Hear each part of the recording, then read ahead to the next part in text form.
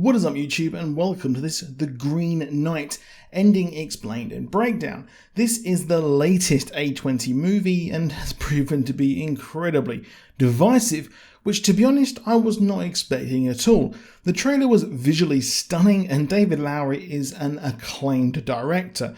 However, upon watching the movie I can see why this was pretty divisive. The Legend of King Arthur has some dire adaptations, but movies have been made to update it and make it cool, with movies like Guy Ritchie's The Legend of King Arthur and 2004's Clive Owen flick King Arthur have tried to change things and make it more updated for audiences, but for some reason King Arthur was made a sort of Jack the Lad, or in Clive Owen's case, a weird historical fact take that no one really asked for. Now seriously, give me a Kingdom of Heaven budget or just a Field in England style. British folklore is old, seriously old, and no one seems to be able to adapt it very well. The Catherine Langford vehicle Cursed was the latest in our long line of terrible adaptations.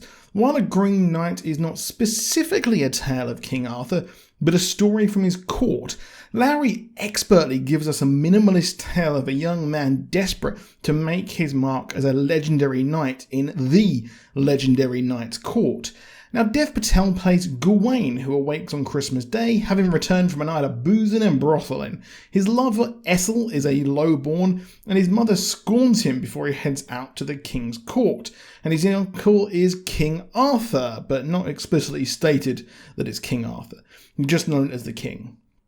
However, on this day, a Green Knight comes in and wants to play a game. He says, if you can land a single blow on me, you have my axe. But the same wound will be returned in kind by that Green Knight in 1 year at the Green Chapel. Now he is lauded as he lops off the head, only for the knight to return to life and remind him that he must seek him out in 1 year at the Green Chapel. The movie takes a lot of liberties with the original folklore tale, but let's not forget that folklore tales were told through time, and I believe that the King Arthur mythology was only really properly cemented back in the 1100s, many years after it was supposed to have taken place. The ending and making Morgan Le Fay the legendary sorceress the mother of Gawain were the notable ones. However, Gawain was Arthur's nephew in the original story, and Morgan Le Fay was the one behind all of this. The legend of Gawain grows, but he grows nervous that he will have to face his fate, which is to have his own head lopped off by this mysterious knight. A puppet show is telling the legend of Gawain, and I remember watching these puppet shows as a kid. They're quite popular in the UK around the seaside towns. The king reminds him of what he needs to do, and Sean Harris here is just undefeated. He is perfect, along with the woman who plays the queen, who is supposed to be Guinevere. You may recognise her from The Witch, and you also may recognise her as, a Game of Thrones actress. The original story was one of honour and virtue and chivalry, which means that even if he meets his end, he has to go and do it because there is no more than honour which he needs, which is what we see in his vision. If you have a lack of honour, your life's going to be pretty bad. He departs with the axe and a green girdle or slash that is given to his mother. However, let's not forget that Morgan Le Fay was the creator of this plan and the antagonist of the events in the original story. No harm can come to him so long as he wears this, as he sets out. The original story had a mention of battles and such on the way, but was light on the details.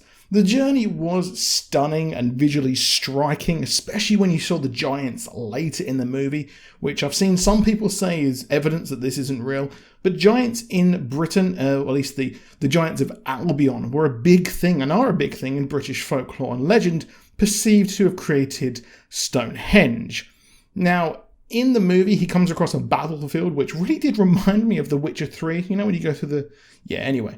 It's here we meet a scavenger who is scouring the battlefield for treasure and tricks Gawain saying that there is a quick route to the Green Chapel. Little does he know, he will be robbed and left for dead with his axe and green slash taken. I really like the understated adventures that Gawain does go on. While any other Hollywood movie would have The Rock or Chris Pratt fight major battles along the way, here this is very much an A24 movie, and you're going to have to take it or leave it because it looks stunning. But I get why some people thought this was just an absolute mind meld. Now he sees a vision of himself lying there tied up and become a skeleton, but he cuts himself loose and meets Winifred, a young lady who, or should I say a young ghost, that makes a deal with him. She says that if you get my remains and reunite them, which is of course a very, very big fantasy kind of trope, you will have your axe returned to you. But he does this, but doesn't get his green sash returned. There are many clues that this is all a vision or make-believe, but we must remember in this world of magic that magic was totally a thing. He would soon encounter a fox that seemingly guides him on his adventure. The fox is reluctantly accepted along by Gawain, but the symbolism is heavy, and in Celtic legend, foxes are spirit guides, and Sir Gawain is heavily connected to the Welsh and Scottish folklore. It warns him not to go ahead, but he goes ahead anyway and finds a lord and his humble abode. In the castle are an old blindfolded lady whom in the original folklore was revealed to be Morgan Le Fay, and a woman who is identical to Essel, which will be important in a minute. The Lord presents a game to Gawain on the last day that he will give the Lord whatever he receives at the castle, and in exchange the Lord will give Gawain anything he catches outside. The lady comes to Gawain in the meantime and promises to give him something green, which turns out to be his green girdle, which means no harm can come to him. He gives into the lady's advantages in exchange for the girdle, meaning he would need to give it to the Lord. The exchange takes place, but Gawain hides the girdle. That is imperative here, and the Lord was to give the fox he caught from earlier, but Gawain was not being truthful and does not get this. The clues to what the hell is going on actually lie in the original text. The girdle or sash was not given to him by his mother at the start, but actually by the lady. He never actually lost it because he never had it. And her advances, as it's explicitly stated, are accepted so he can survive the Green Knight's game. The Lord was also revealed to be the Green Knight, and it was all a trick set up by Morgan Le Fay to show that King Arthur's knights are not honourable and to shock Guinevere to death. Instead, in the movie, the girdle was given to him by his mother, changed to be Morgan Le Fay.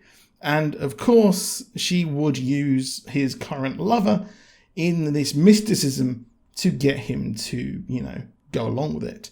He heads off to face the Green Knight, and it's unclear if the Lord and the Green Knight are the same.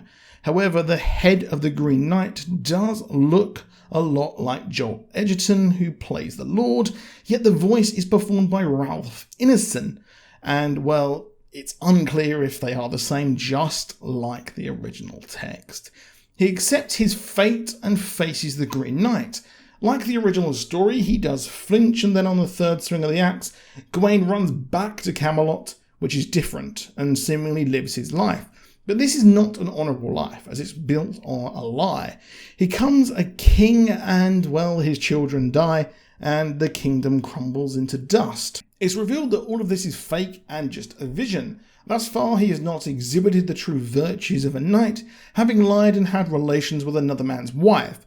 However, here he proves what it takes to become a knight and accepts the final blow. Let's not forget, he was wearing the green sash or girdle or whatever it is. In the original story, Gawain is given a nick on his neck for being not truthful about wearing the green thing around him, and he would go on to become a Knight of the Round Table. The Lord reveals that it was all done by the blindfolded lady who was Morgan Le Fay. In the movie, the only other blindfolded person was Morgan, and it's clear she did all this to teach her son virtue and finally become a knight, and not to actually kill him like the original story. She was notably disgusted with him at the start and disliked the low-born Essel, which is why she used her likeness in the game. Now, I believe he will return to become a virtuous knight and king. Of course, green can also become, or at least mean new, which means he finally has an adventure to tell and a story to tell. I really like that it's an open-ended movie with a post-credit scene that makes it even more open-ended. And I presume this is the child of Gawain, meaning we now have a queen. But that is it for the video. Do drop a like down below, do subscribe with notifications on, and I'll see you soon, and goodbye.